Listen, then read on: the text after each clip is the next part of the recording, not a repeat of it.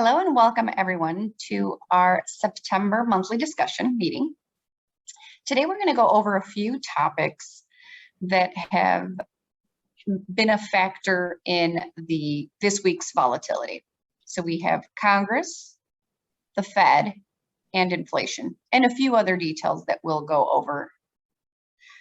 JR, let's start with maybe some hot topics. Yeah, the big one to start the week off was China. So there's this real estate company in China with way too much debt that looks like it's in the middle of bankruptcy or restructuring.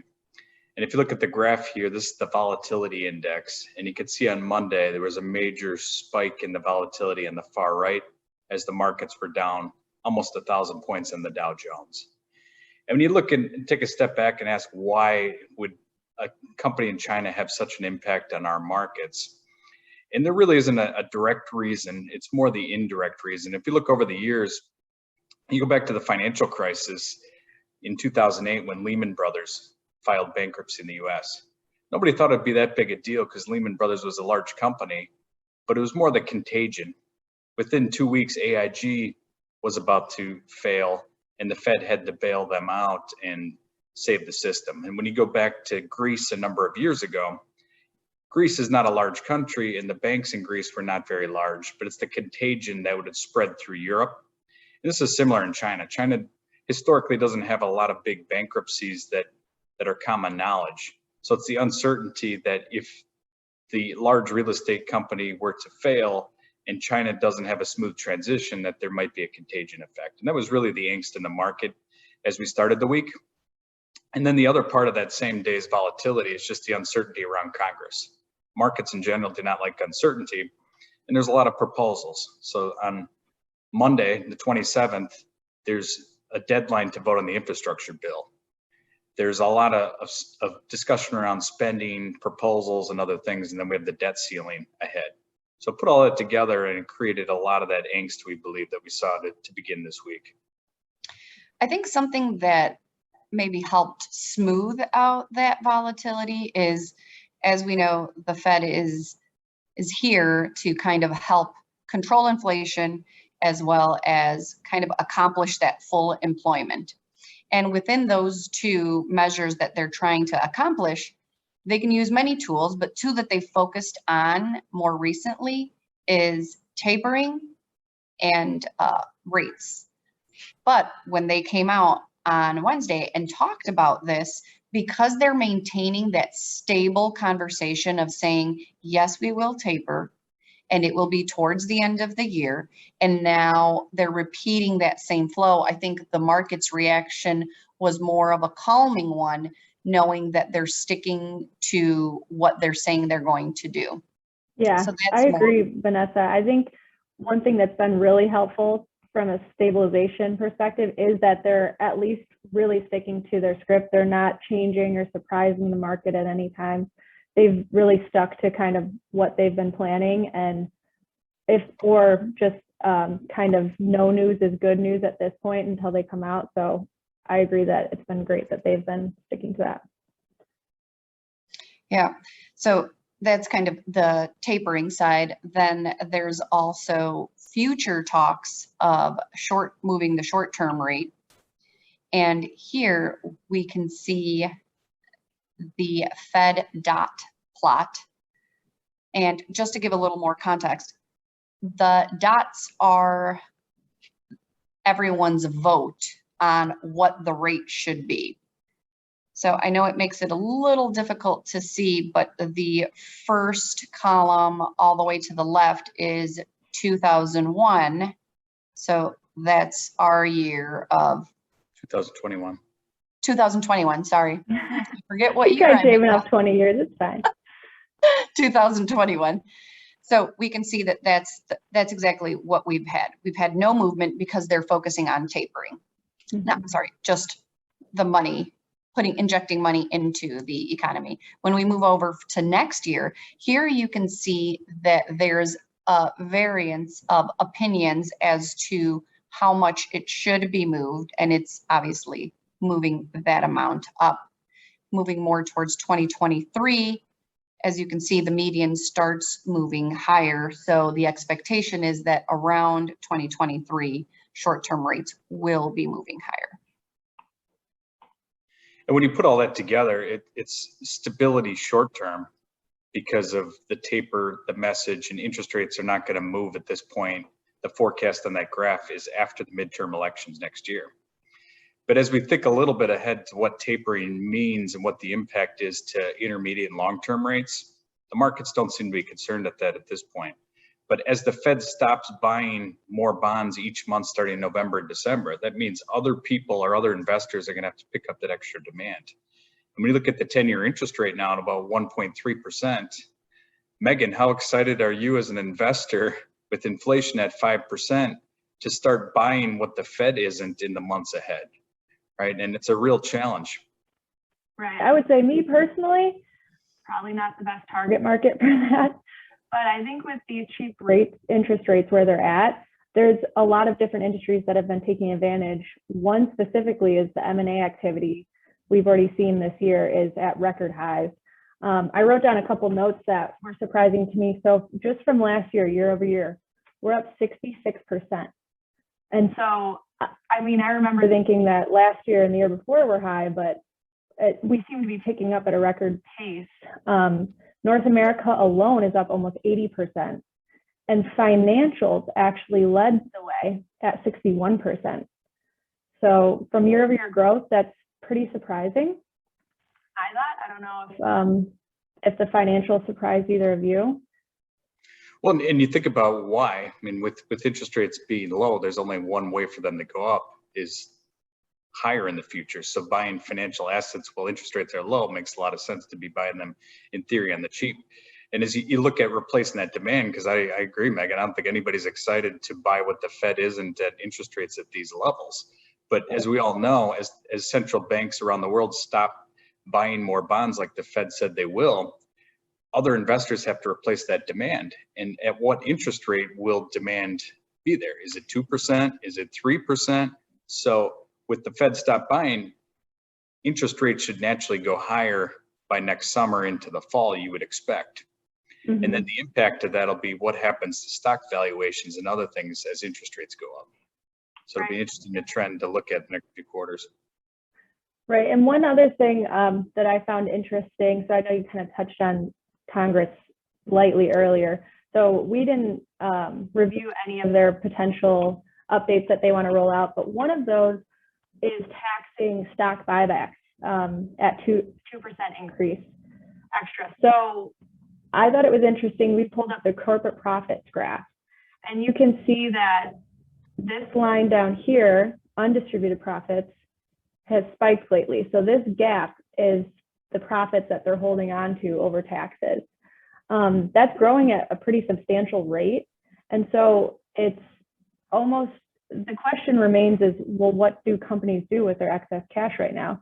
Companies continued to hoard last year because everyone was worried with the pandemic that they were going to have to weather the storm. So we can obviously see that they've hoarded quite a bit, but it's really, what are they going to do with this cash now? And they have many options. Some of that is paying out to the shareholders. And we've seen stock buybacks. We most likely will still see increased dividends to shareholders. But I think you're going to see accelerated stock buybacks now, with a lot of companies trying to get that in before Congress potentially passes that update. As well as tax implications. We're still unaware of which ones will actually pass through. But as a seller of a business, I'm thinking, if this is going to go up in 2022, then I want to take advantage of that. You have cash on hand. I don't want to pay more in taxes. Why not take advantage mutually and get that done this year? Mm-hmm. When you look at some of the challenges, we talk about inflation. Wage inflation is the big concern companies are facing right now. Business is strong, and as it picks up, the labor market shortage is a real problem. And you look at what's going to happen as far as corporate profitability. It's great that we're at all-time record profits here, but looking at the graph of wage inflation, it's just beginning to pick up. And it's really going to be a bigger concern. We expect that in this quarterly earnings report, because you can see overtime is the big item. So right now, with a shortage of people joining, even though there's record amounts of people looking to return to labor force, a lot of companies have to pay overtime. So you're trying to deliver on those orders that you promised, and you had a price that you can't increase, but now you just have to have more compensation to deliver on that. So one conversation we wanted to focus on right now is home builders. So when you look at home building right now, everybody wants to, or many people want to build a new home right now. And you look at the recent results right now, home building stocks can't deliver. They have unlimited, or the highest demand they've had in their histories, and their profitability has never been greater, but they're missing on a lot of that. So as we look at the home builders here, are you a buyer, Vanessa, of home builders at these levels? So is it something that's interesting to you that you have a lot of demand coming, but you can't deliver short term because there's a labor shortage, supply chain, you name it? Are you a buyer or seller? I think I'd watch the continuous demand, right? Because there's two sides to it. There is demand today, but how long will the demand last? In housing, I agree with you. It's a little different just because the supply is non-existent, and as more millennials come into the market of wanting to buy a home, they're going to need to exist. So in that field specifically, I would say, yes, I would be a buyer. But there's other areas where we see the difference between supply and demand. And in those cases, I'd be a little more cautious. Mm-hmm. And with the supply chain too, it's to your point, I mean, how long are you going to wait? Right. And that's really the big debate that a lot of businesses struggle with is if you don't have, take a restaurant, if you have to wait an extra hour to have that meal because you don't have enough wait staff or people to wait on, in some cases, we've seen restaurants close their dining rooms and just do takeout or delivery. And it's a real challenge, and likely you'll see a lot of this in the earnings reports in the next few weeks as we look into third quarter results. Right. And I think to Vanessa's point that there's kind of two factors that play into this. One is just affordability. We see prices spiking, but wages for now keeping up with that. So it's kind of keeping pace. But the other thing is that time factor, or just not wanting to deal with the process anymore. I know searching for a home was quite a feat. Looking for furniture right now is another one. At some point, it just gets to just be too much, and you either settle for maybe an option that wasn't your first pick, or you just push that plan out to next year and you're stuck with your old couch for now. So I think that will all catch up in almost any industry eventually, for those two. One of the struggles of inflationary investing is, we've talked about this a lot in the past, where we're all used to, for the most part, of investing is buy low, sell high, right? You're looking for the deal, whether it's a stock, a piece of real estate, you don't want to be the one that paid the highest price ever. Mm-hmm. But when you enter an inflationary environment like we're in, you really convert your mindset to buy high because you're paying the highest price anybody ever has, and sell higher because it's cheaper compared to where the inflation is. And it's a totally different mindset, whether it's housing, stocks, you name it, to think about an inflationary environment. It's really a big challenge, but that continues to be the trend we've seen over the last few quarters. So that what you just mentioned, Jared, kind of reminds me of a phrase in our industry, and it's called TINA, which is there is no alternative. And so when we're talking to clients right now with what are we doing right now? What's the next move with this near-term volatility? Is the economy starting to slow down? With interest rates where they are at, the stock market is kind of the only alternative. There is no other alternative. So the best move right now is to position within, maybe look for companies that have more of a fundamental basis to their stock price and are closer to their intrinsic value overall. And then also leaning into alternative spaces, looking into REITs, obviously niche markets within, because there's probably some uncertainty in that industry as well. But I think kind of both of those are the play for at least the near term. And just summarizing kind of general thoughts of what we're seeing near term and the outlook, clearly there's a lot of uncertainty right now near term on the markets. All the press and media surrounding just feels a little extra negative the last few weeks. And again, there's good reason between the uncertainty in China, the congressional uncertainty that's out there right now that will be resolved, the debt ceiling and other things. But as you look at the alternatives, as you said, Megan, most bond funds are negative on the year just because interest rates have moved up a little bit and there really is no yield out there.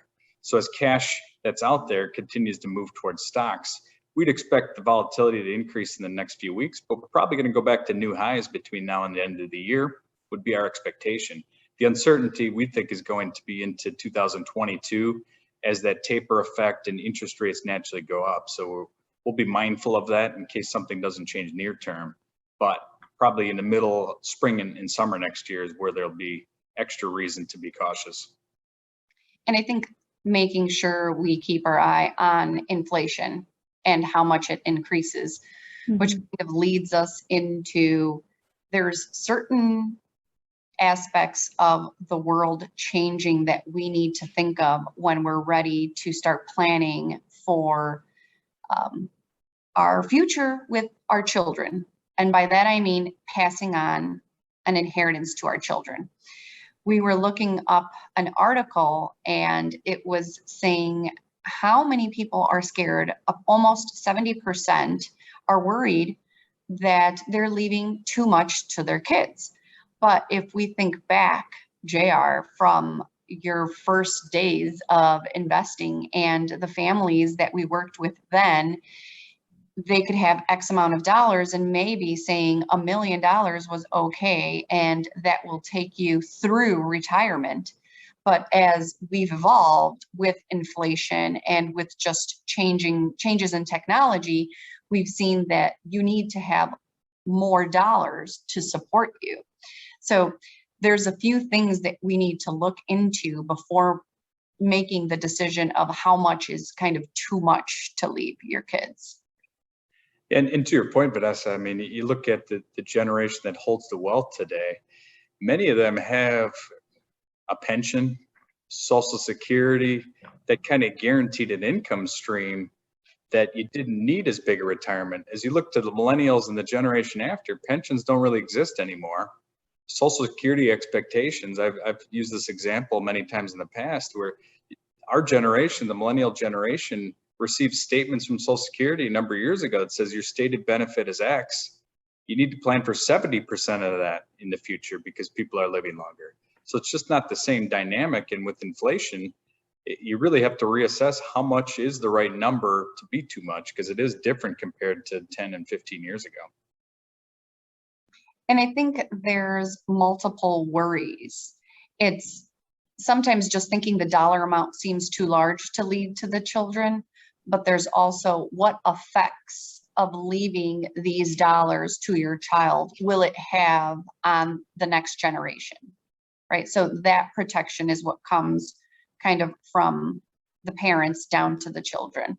But if we think really hard on if we help plan now, so if we mentor them early on, I believe that talking through these phases will be the main advantage on knowing that whatever I had planned with my spouse for our wealth will be kind of pulled forward to that next generation. Right. I think that was something that was really surprising to me when you showed us this article. Was I was surprised by how many people are worried about leaving too much money to their kids. I think from our perspective, a lot of the families we work with, all generations are very responsible stewards of wealth thus far. And, you know, they get into the conversation early and are kind of working every step of the way to understand what's going on. So I thought this was much higher than I would have expected. And I think if they're mentored from a young age and taught, you know, just different responsibilities with what comes with that, you can diminish a lot of that concern early on and just plan for what you want overall for you as a household, from the matriarch to patriarch, and then what you'd like to pass on. Sometimes I think one of the questions that we get asked quite often is, how early do I start teaching them? Like, when is too young? Megan, when is too young to start teaching your kids?